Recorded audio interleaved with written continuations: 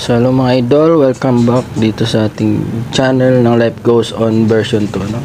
So Smart and Talk and Text naman ang ating i-review ngayon batay sa Republic Act 11934 or SIM Card Registration Act SRA na inilabas noong December 27, 2022. So ito mga idol ay papakita ko sa inyo kung paano naman mag-register sa SIM card ng Smart and Talk and Text subscribers.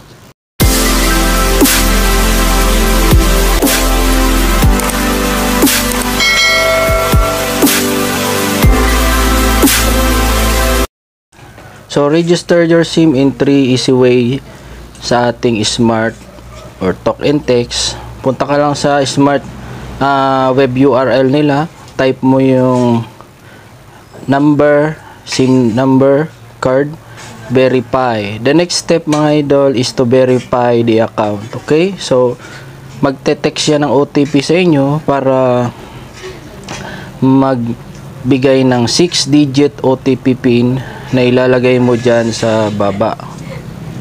Okay, so kapag hindi nyo naintindihan masyado itong mga idol, bukas ang aking YouTube channel para mag-comment dyan sa baba kung ano ang dapat gawin. Okay, so magtatanong kayo kung pwede ba ito gawin ng maraming beses. Of course mga idol, pwede kung ang SIM card mo ay marami. Halimbawa marami kang SIM card, umabot ng 30 na SIM card, pwede mo yan i-register pare-pares lang ng ID.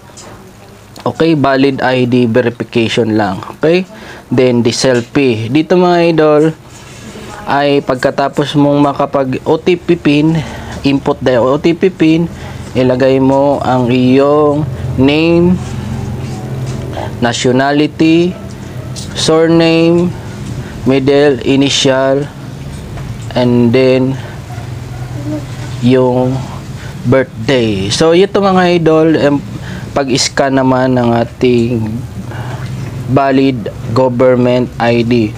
I-scan mo yung valid government ID mo. Kailangan ay from top to bottom, bottom to right to left, ay makuha niya or makapture niya yung valid ID mo. Okay? Sa front lang. So, pansin ko dito mga idol, puro front lang ang hinihingi na valid ID. Choose nyo na lang or pick up nyo na lang kung saan aling valid ID gagamitin nyo. SSS ID, TIN BIR na ID, driver's license, at marami pang iba. Magtatanong na naman kayo mga idol kung pwede ang student. Actually, hindi pwede ang student ID dito mga idol kasi kaakibat ng pagrehistro ng SIM ay merong kailangan na pahintulot ng magulang. So, kailangan may ITF or kailangan na merong referred by ng iyong sariling magulang. Okay? So, for more details, subscribe Life Goes On version 2 for updates. Globe NTM subscribers, Smart and Talk and Text, Sun, and dito SIM card. So, dito mga idol, Smart ang ating nirehistro. So, ano ang mga kailangan na tandaan? Kailangan mga idol, ang ilalagay mong information dyan ay tama. Huwag kang maglalagay ng information na hindi angkop sa iyong information or data sheet. Kasi kung mangyayari dyan, ay hindi yan mabe-verify or either yung information mo ay hindi mailalag ng ating government SIM card registration database. Okay? So, yan mga idol. Isa yan sa mga ating tips para tayo ay ma-register ng maayos dito sa ating SIM Card Registration Act, Republic Act number 11194 or yung SRA SIM Card Registration Act. Okay? So, ayan mga idol, ilagay mo lang yan ang selfie ng iyong picture na hawak ang iyong valid government ID.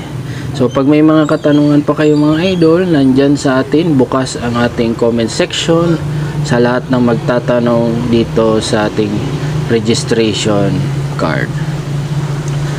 Mga idol nga pala, pag kayo maglalagay ng iyong valid ID, sikapin na malinaw at hindi blurred ang inyong kinapture na ID. Okay, so kasi pag yan ay blurred, automatic hindi rin nila yan i-approve. So paano natin malalaman mga idol na tama ang ating pagka-register dyan?